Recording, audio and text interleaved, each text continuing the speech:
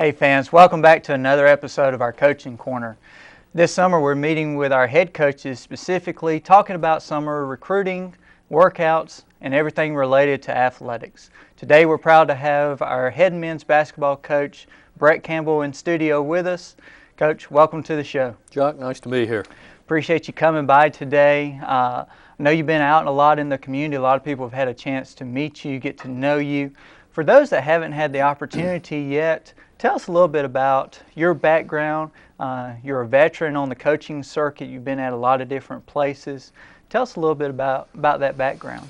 Well, initially I'm originally from Indiana, but I had a taste of South Georgia very quickly. I was at Valdosta State and played 4 years basketball there and jumped into coaching right after that. Was in Atlanta, Kennesaw State, over in Birmingham at Birmingham Southern. I was in Orlando for 3 years at the University of Central Florida, and then went up to Tennessee and spent the last 20 years in Tennessee as an assistant at Austin Peay and also a head coach at University of Tennessee at Martin before ending up backing down this way. You've mentioned your time as an assistant coach and then also as a head coach at UT Martin. Although the roles are different and each school and university is different, how would you compare your role as an assistant to that with a head coach? How do you, in terms of balancing your time as far as recruiting and all the day-to-day operations, how does that change as in the assistant role and the head coaching role? Well, certainly, being a head coach encompasses everything. And you certainly have to visualize everything you need to take care of for your program. Hopefully you're blessed with a good assistant staff. I walked into a situation here having Brendan Foley, and he's been here 3 years, understands the dynamics of Chipola basketball and the dynamics of the campus. So I was blessed to walk into a very good assistant to begin with. But, there are certain roles that you play as an assistant. Sometimes it's a little bit more involved in recruiting. Sometimes it may be a little bit more in regard to scouting or development of your players. Again, there's a lot of on-campus things in regard to study halls, staying up with academics, and just staying on top of your players. So, we'll break that up. I'll have another assistant here in a very short time, and so that is one of the nice things about being here at Chipola. You're able to have 2 full-time assistants, which really are very similar to a Division I situation, and I compare that a lot of times when I was a head coach and having a staff with me that it's very valuable to have a lot of good people underneath you and working beside you that can help out in the program. You mentioned recruiting. I'm sure as you're around the community and you see people out at lunch or at dinner at night, that's the one question everybody in Jackson County and the Florida Panhandle is asking. Coach, how's recruiting going? So not to beat a dead horse, but Coach, how's recruiting going? Well, it is going well, and I think our first signee had a lot of local flavor from Malone High School, Antoine Johnson, and those people who know Antoine realize what a special young man he is. Not only a very good basketball player, but just a high character young man with a great work ethic. In fact, I don't know if I've seen too many players at his age with the type of work ethic, and his skill development's kind of starting to go off the chart because he works extremely hard. So, that was the first signee for Chipola in my era, and I thought that was a great signee, not only because he is a very good player, high character guy, but he also, people in the community realize that there are a lot of fans who will follow him through his career, and him being at Chipola, I hope it will help our fan base. And, that's one of the things, as you mentioned, trying to get out in the community, see people. I really want to get the community and the surrounding areas involved in Chipola basketball again. I'd really like to have that arena filled up on a nightly basis.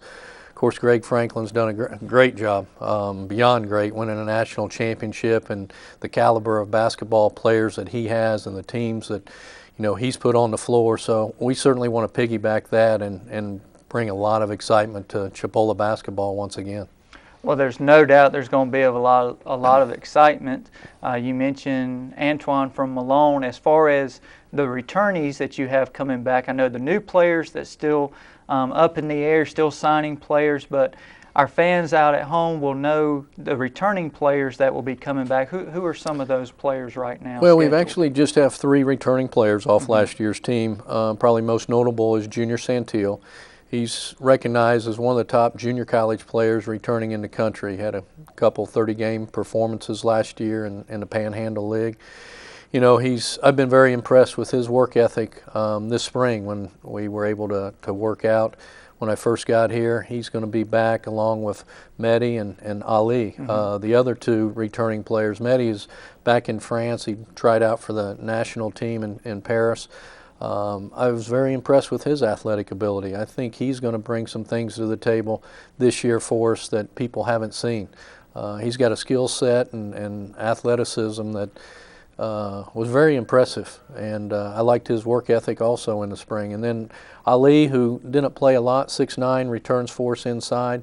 I think he's still a little bit of a youngster to the game. Hasn't played basketball a long time, but again, he worked extremely hard. I love his competitiveness, and I love his smile and his energy. And so those 3 guys will certainly be a big part of our nucleus with them returning. But I think we're going to be able to add a lot of other pieces. We have some Division I transfers, a young man who's transferring from Clemson, Patrick Rooks, another transfer from Rice University. So we've got the number of players that we've signed already. I think we're right at about 10. I'm really excited about those guys and what they bring to the table. And again, they're not only good basketball players, but they're high-character kids. It seems like every year in JUCO you look across the country at the top programs, and there is always a mixture of returning players, 4-year transfers, and then your traditional high school graduates that are coming in as freshmen.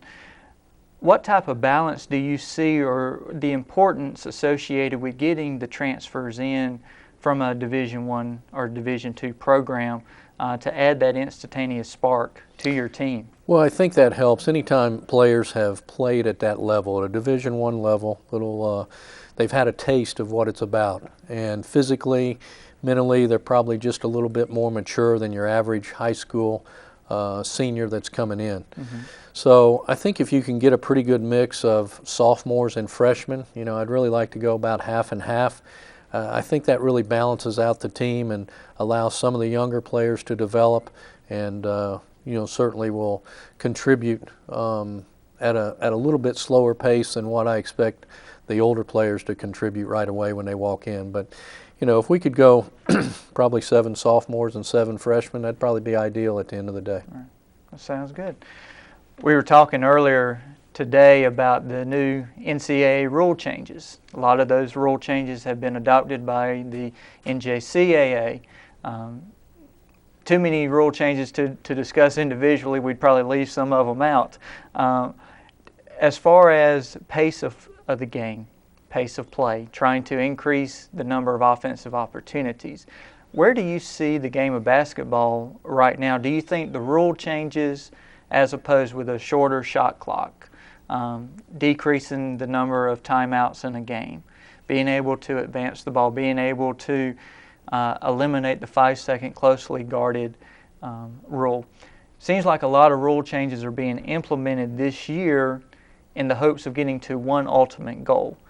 What are your thoughts on the rule changes, and how do you think it might impact your coaching philosophy, if any, in the upcoming year? Sure. Well, I think number one, college basketball is entertainment. Everybody's fighting for that TV market value at a very high level. The NCAA tournament, the amount of money that brings in and the revenue to the NCAA and how it's dispersed to the universities across the board is enormous. Now, is something wrong with our game? I really don't think so, because I look at the NCAA tournament, and every year it just keeps going up with the number of people that are viewing, the number of endorsements, the TV package, the money across the board. So I don't really think the game is hurting too much. I know what people are trying to do is we want high score, we want offense, all right? Right. People, the typical person wants to see a game in the 80s or 90s, a more fast-paced game where people are scoring the basketball quite a bit. I'm not sure that at the end of the day offense wins. I'm still a big believer that defense and rebounding wins championships. But you are going to see the clock being shortened by 5 seconds. The closely guarded, no longer 5-second count. So you're penalized sometimes for being a very good on-ball defender, and now you won't get that 5-second call. They've eliminated that. I think it'll be interesting to see. I think it will affect people's philosophy. The one thing that we are able to do a little bit more at our level than the NBA is play zone and not be penalized when you're in the lane. So I think you'll see some zones, several more zones than you have in the past. I think you'll see the floor extended a little bit more to maybe run off. If I can have our opponent run off maybe 5 to 8 seconds in the backcourt, that eliminates, now you're down to 22 seconds or 20 seconds to get into your offense. And, I think that might be something you'll see, some soft presses a little bit more back into some zones. And I think people will need to work on their zone offenses a little bit more going into this season. You touched on it briefly there about your defensive philosophy and mentioning the defense you believe wins championships. I know a lot of people would agree with you on that. What, in terms of your overall coaching philosophy, both defensively and offensively, what can our viewers kind of expect this upcoming season from Chipola basketball? Well, number one, I hope it's a very exciting style, very aggressive style. I want to make sure when we walk off the floor, no one has played any harder than our guys. I think that's our goal, night in, night out, is to have a passion for this game and to play it extremely hard. So that's first and foremost.